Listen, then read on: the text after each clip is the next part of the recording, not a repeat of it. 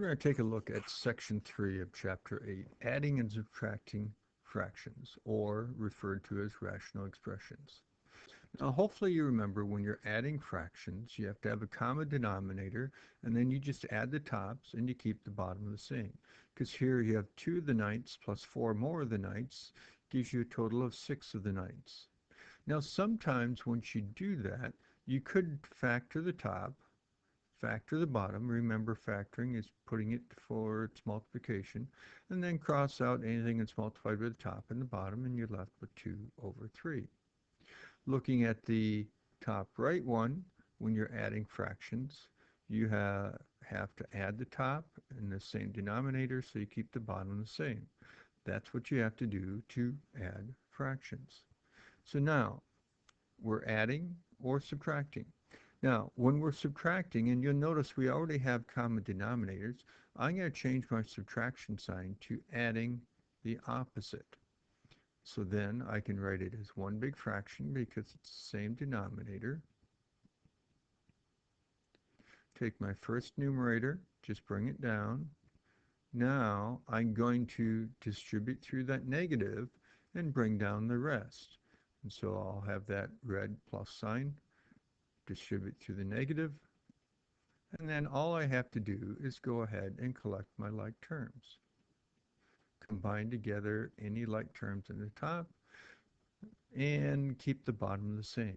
You'll notice your green x plus a negative blue x, they cancel, and then all we're going to be left with is this y here and this y here. Negative 2 of the y's plus 6 of the y's is 4 of the y's. Now, sometimes once you get here, you can go ahead and simplify stuff farther yet. You'll notice we have a 4 times a y on top. We have a 4 times a 5 times an x cubed times a y squared.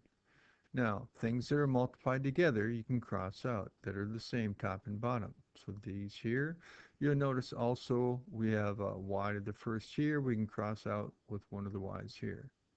That means you're not left with anything at top. So you have to put a 1 there as a placeholder because it's really times a 1 here over what we had left in the bottom. We have a 5 and an x cubed and then a y to the first. Then we'll take a look at the top right one. Same denominator, so we should be able to write it as one big fraction. We're dealing with addition, so we don't have to worry about distributing through a negative or anything.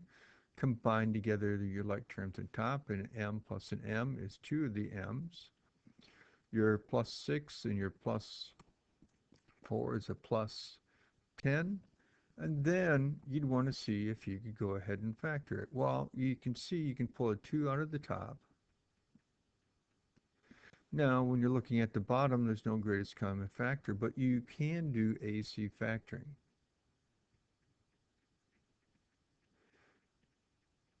You will notice here that we don't have anything that's multiplied by the top and multiplied by the bottom. So we would just say this is your answer.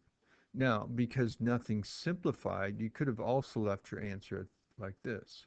But you need to go ahead and factor it to make sure there's nothing the same top and bottom that you can cross out. Now, when you are going ahead and trying to add things like these two fractions without using your calculator, you'd have to first of all go ahead and factor the top, or not factor the top, but factor the bottom. The first denominator is a 3 times a 3. The second denominator is a 3 times a 5. You'll notice the first fraction has a couple of 3's that show up.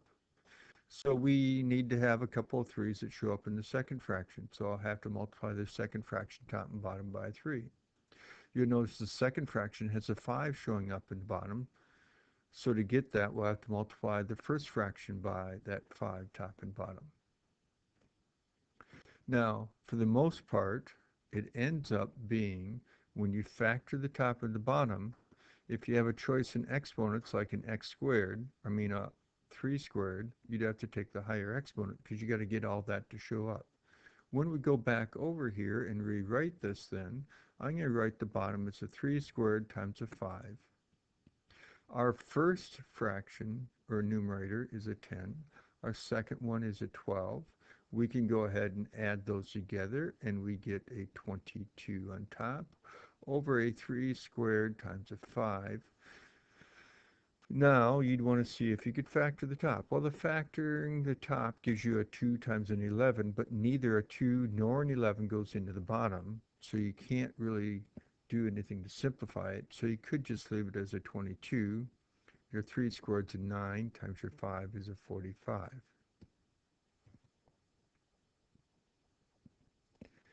So we need to go ahead and first of all find our LCD here.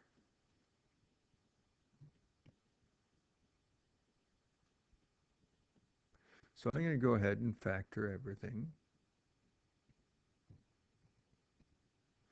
Now you notice our second fraction has a couple of 2's. So we got to multiply the first fraction, top and bottom, by another 2 to get that second 2 to show up. You'll notice your first fraction has a 3, an x squared, and a y. Our second fraction doesn't. So our second fraction needs a 3, an x squared, and a y. A 3, an x squared, and a y. So now we can look at what we have. We have our common denominator of a 2 times 2, or 2 squared, a 3, an x squared, and a y. Then on the top, we have our first numerator, which is really just 10, plus our second numerator, which is really a 15 x squared y. Now, you'll notice on the top, we do have a common factor of a 5 that we could pull out. But we don't have any 5 in the bottom, so there's really no need to do that. But you could go ahead and pull a 5 out of the top, and you would get this over your denominator. Now, typically, you want to leave your denominator in the factored form like we have it, because you need to have the top and the bottom factored to see if there's anything you can cross out. So looking at our second fraction here, we need to go ahead and get our common denominator. Now 5 is basically already factored. Our 2x squared is basically already factored. So the first fraction needs a 2 and an x squared in the bottom. Our second fraction needs to have a 5 top and bottom. So then we can go ahead and write what we have left. We have a 2 times a 5 times an x squared on the bottom. We have our first numerator, which is really a 2 times 5, which is 10, and an x squared with a y. Then I'm going to go ahead and distribute this negative 5 into my parentheses. And I get a negative 5x plus a 5y. Now, you notice at this point, I don't have any like terms on the top, so I can't combine anything together, but I can factor it. I can pull out my greatest common factor of a 5, and I'd have a 2x squared y minus an x plus y over a 2 times 5 times x squared. So then once again, we have a blue 5 multiplied by the top and a blue 5 multiplied by the bottom. We can cross those out. So I'm going to go at 2x squared y minus an x plus y over a 2x squared. Now notice, I cannot cross out my 2x squared that I have top and bottom because it's not a 2x squared times the whole top. So here we don't have a common denominator, so I need to find my common denominator. So I need to factor each denominator. In this case, neither one of them factors, so I have to multiply my first fraction, top and bottom, by my x plus 2, because that's what I have in the other one.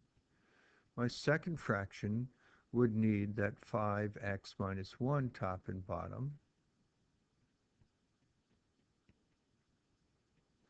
So I can put it over my common denominator. So I'm going to go ahead and distribute that in. I get a 3x. Since I have the same denominator, I can write it as one big fraction. Then I'm going to distribute through my positive 3. Then I can go ahead and combine together any like terms I have. You'll notice I have 3 of the x's plus 15 of the x's is 18 of the x's. And then I have, oh, by the way, you'll notice 3 times 2 is a 6 here, not 2. And then I have a 6 minus a 3, which is a plus 3, over my denominator. Now, I can go ahead and factor the top. I can pull a 3 out of the top. I'm left with a 6x plus 1.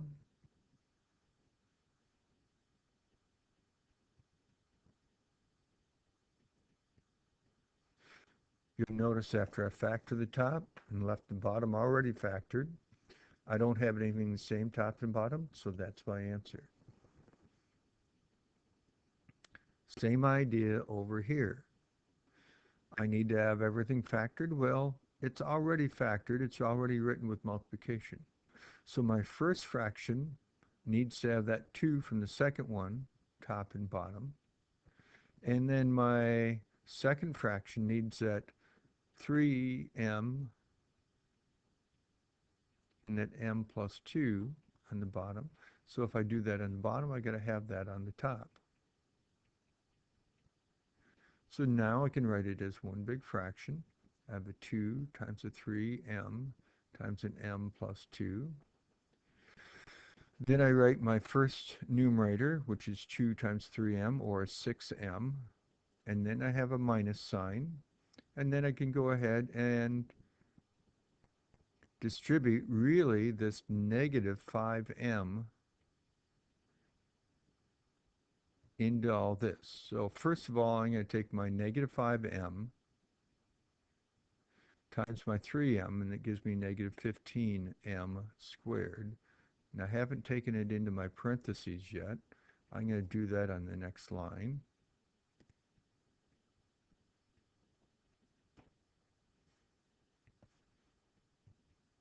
Now if I distribute through that negative 5m squared, that gives me a negative 15m cubed minus a 30m squared. Then I can see if I can factor the top. You notice everything has m's, and I can pull a 3 out of everything. So I'm going to pull out my greatest common factor of a 3m. Look at what's left. On the bottom, I have a 2 times a 3m times an m plus 2. When I look at what's left in my parentheses, I would have a 2 minus a 5m squared minus 10m. Now you'll see that you have a 3m times the top, a 3m times the bottom, so you can cross those out. Look at what you're left with. You're left with a 2 minus a 5m squared minus a 10m over a 2, and then our parentheses. Notice you cannot cross the 2 in the bottom out with the 2 on the top because it's not 2 times the whole top. So here we're going to start off by factoring.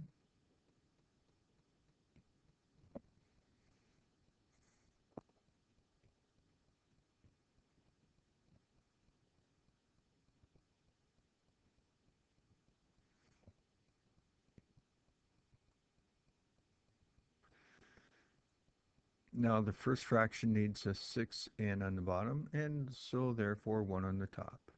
The second fraction needs an n minus 2 and an n plus 1.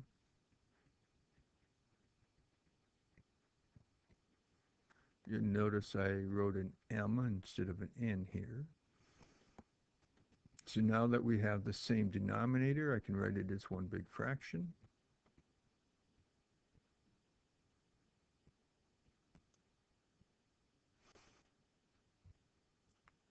Six times 6n is 36n. Then we can go ahead and bring down that negative 4, take our green, multiply it out, which we know from our original problem ends up being this. Distribute through our negative 4 into the green.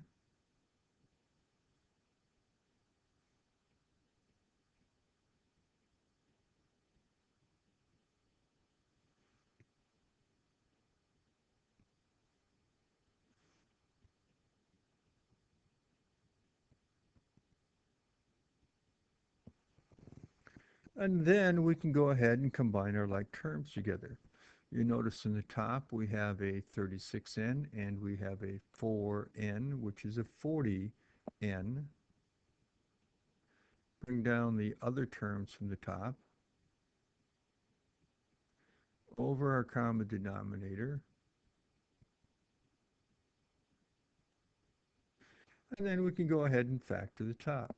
You'll notice on the top we can go ahead and pull out a 4 or a negative 4. Um, then we're left with an n squared minus 10n minus 2. Now, in this case, our parentheses, if you try to AC factor it, won't do anything. There's nothing more we can do. Bring down my common denominator. Now we have a 2 we can take out of here and a 2 we can take out of here. So we're left with a negative 2 with our parentheses on the top. And then we're left with a 3n times our parentheses on the bottom. And that's it. So over here, we'll go ahead and factor the top. Factor the bottom, pull out our greatest common factor.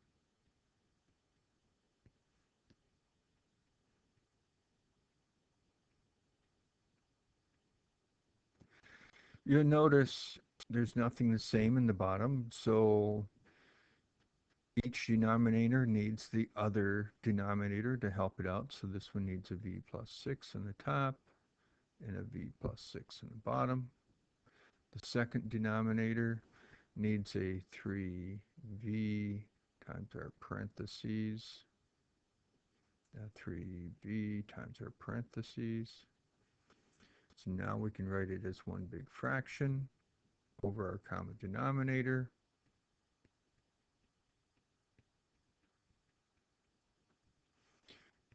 Distribute this through here so we can eventually collect our like terms. Now, this is really a 15v that I'm going to distribute through here. And then I'll end up getting a 15v squared plus 30v. Go ahead and collect my like terms, keeping my common denominator.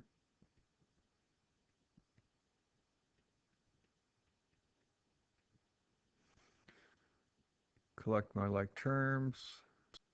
I have 6 of the v's plus 30 of the v's is 36 of the v's plus a normal 36. And then I can go ahead and factor the top. The bottom's already factored.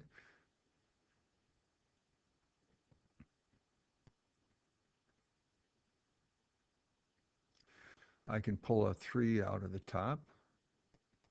I'm left with a 5v squared plus a 12v plus a 12. Now, sometimes what you're left with here in the red parentheses would factor more. In this case, if you tried to AC factor it, it won't do anything.